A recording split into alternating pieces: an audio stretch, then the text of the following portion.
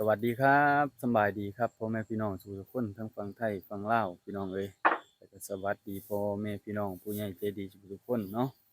พี่น้องตอนนี้เบากล้องอ่ะ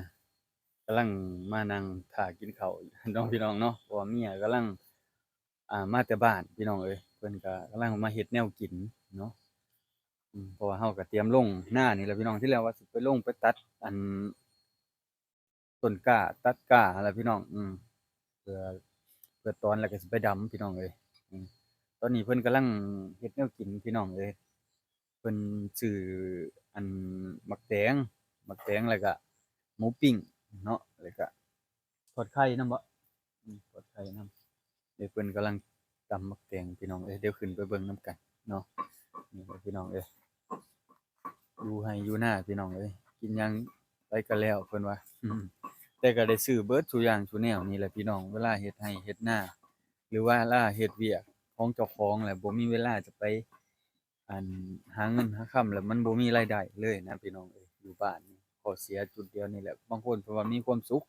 แม่นอยู่บ้านเฮาอะมีความสุขพี่น้องเอ้ยมีความสุขอยู่นำครอบนำครัวมีความสุขอยู่นำพ่อนำแม่อยู่นำญาติพี่น้องอยู่นำหมู่คู่มีความสุขพี่น้อง แต่ว่ามันลำบากใจเวลาเราต้องได้ใช้เงินจับจ่ายในสิ่งที่มันสำคัญ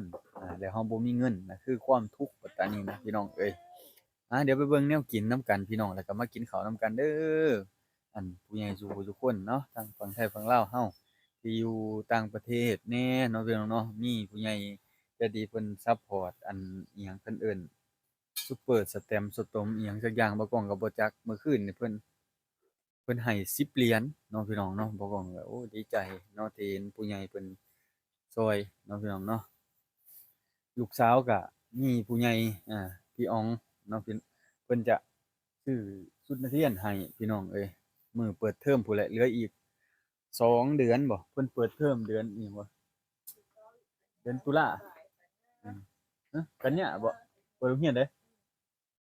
อ้าวเปิดเดือนเก้าเดือนกันยาบ่เดือนตุลาบ่เออ เดือนอันนั้นพี่น้องเอ้ยเดือนกันยาเปิดโรงเรียนเพราะว่าบ่กล้องก็จำบ่ได้ปานใดเนาะเพราะว่ากำลังมาอยู่บ้านแหละพี่น้องเอ้ยเพราะว่าลูกสาวเรียนก็มีแต่พ่อเฒ่าแม่เฒ่าเพิ่นเบิ่งอยู่ทางผู้พากันไปหาเงินกับเมีย2 คนก็ได้ฝากมาให้เพิ่นจนใหญ่แล้วยังมาอยู่นำเนาะเพิ่นเนาะเอ้าเพิ่นกำลังสิพากันกินข้าวพี่น้องไปหากินข้าวกินน้ำนำกันเด้อพี่น้องเด้อไปเบิ่งว่าได้อิหยังกินแหน่พี่น้องแล้วมากินนำกันเนาะอุ๊ยๆอ้าวพี่น้องเอ้ย อีหลากินข้าวกับหยังนี่ตำบักแตงปิ้งอืมพี่น้องมากินข้าวนำกันเพิ่นได้ทอดไข่มื้อนี้น้องปุ้มปุ้ยอืมหมูปิ้งพี่น้องไม้ละ5,000กีบ6,000บ่6,000แล้วเดี๋ยวนี้6,000ก็10 บาทเนาะไม้ละ10 บาทแล้วก็ทอดไข่ก็ทอดไข่ใส่บักแตงวะอืมอันนั้นน้องสาวพี่น้อง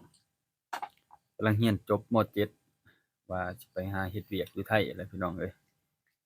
ยังหางานดีๆอยู่เพราะว่าเพิ่น เป็นผู้ชายผู้สาวเนาะไปก็ต้องมีญาติพี่น้องเอ้ยเพราะว่าไปคันไปแล้วอันตรายพี่น้องแต่ว่าไปคนเดียวเราบ่รู้จักไผเนาะเมียบ่กองก็ไข้ขึ้นเฮ็ดเวียกก็ได้เพิ่นอ้วนมาแต่เก่าพี่น้องเอ้ยก็คือว่าพากินทุกข์กินยากอยู่เดะแต่ก็เพิ่นก็ยังอ้วนอยู่หั้นนะ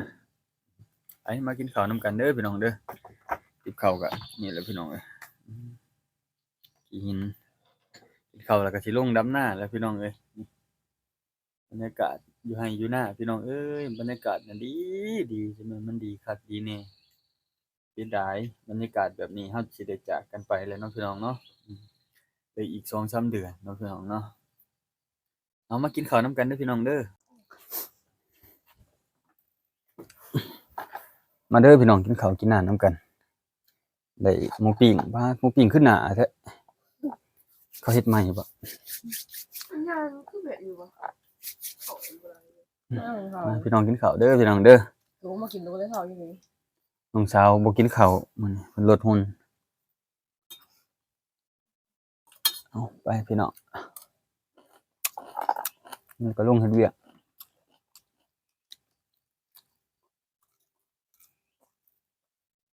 แบบว่าลงดำหน้าเฉพาะเดิมนี้เด้อมีพอหาให้ มึงส่งของ อืมแรปเปอร์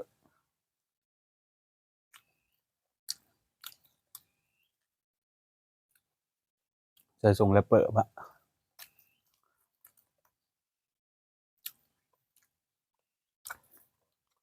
เอาเล็กบุกินข้าวอีกปะ โอเคกินข้าวบ้างมาเสียแม่ มันนี้อยู่3-4 คนพี่น้องเอ้ยไม่เท่ากับไปเท่ากับไปไปปลงศพไปปลงศพน้องแม่เฒ่าใหญ่บ่ ลูกสาวเนี่ย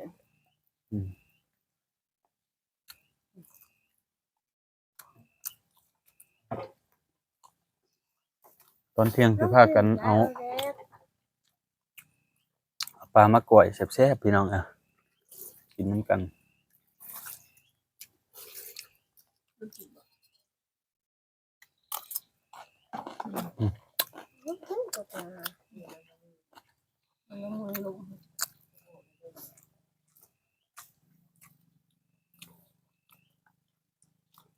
กินๆอย่าไว้อย่าไว้ลงดับหน้าพอ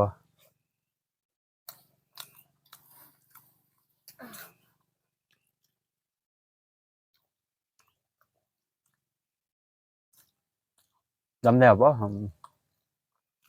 ดูตรงนั้นก็ไม่ได้ว่าเนี่ยที่มันบอกเรื่องว่า ขี้หมอนะ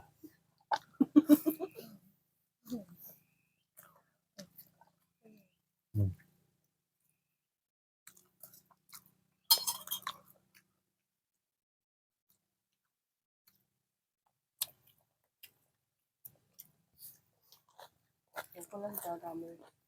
กล้วยกล้วยพักลูกกล้วยเขาหนาเลย หลากับเบิ่งกล้วยนำ เนี่ยมันเยอะสองมันเยอะแล้วมันรูดด้วยกันบอก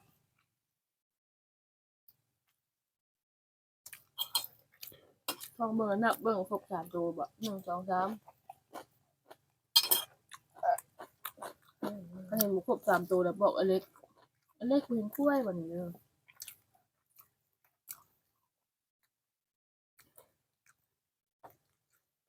ให้นำเบิดบ่10 มัด10 มัดเนาะให้ใหญ่ คนละว่า คิดไปพอแบบนี้ขึ้นว่ายังใช้ง่ายเลย มันก็กว้างอย่างนี้นะพอมันสวยออกมานะ พอแบบทำให้ง่ายทำให้ไอ้น้อยดำเนี่ยไม่นั่นดำวันไม่เตียว2 ปีแล้วอ๋อแล้วสิไลหายไปบางทีมันก็มาแนวนึงแล้ว 2 เท่าครับบ่ไปเที่ยวได้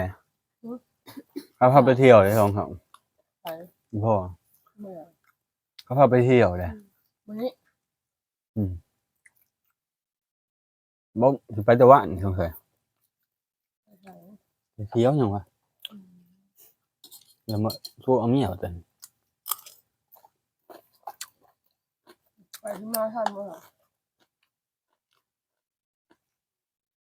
อีพ่อแหละจักผู้ใดรถผู้ใดแหละ ว่าหมดของภาพอันไปแต่ว่าเนี่ย แล้วบ้าน ว่าไม่เอาอยู่เนี่ยไปตะแบบไปตะไปมาหมดเลยยังไม่ใกล้ๆใส่ผักไป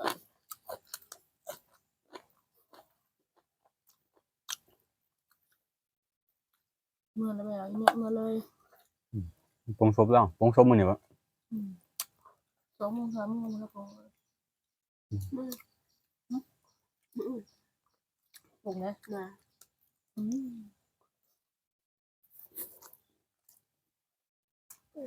มละกินน้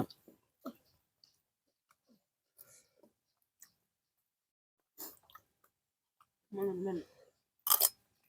ต่ออีกจะได้แล้ว เก็บ เดี๋ยวครับ เก็บสิ่งเก็บของใส่เขาบ่จัง มันไม่เคยเอามา บ้านเฮามันเคยไปบ่ซะ แล้วก่อนหน้าห้องเราไม่ได้ มันมีรถมีเรือไปก็บ่มีไปจังได๋ ร้านอีกไกล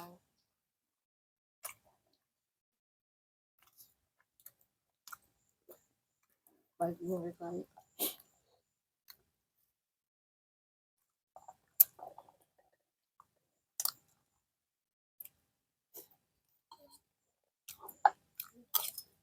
นั่นแหละก็บอกว่าเหมือนก็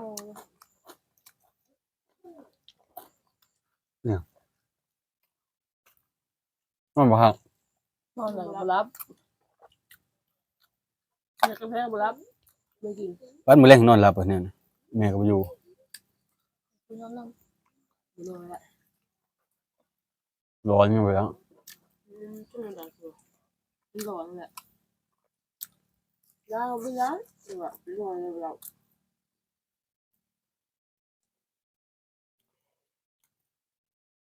คุยนอนนั่ง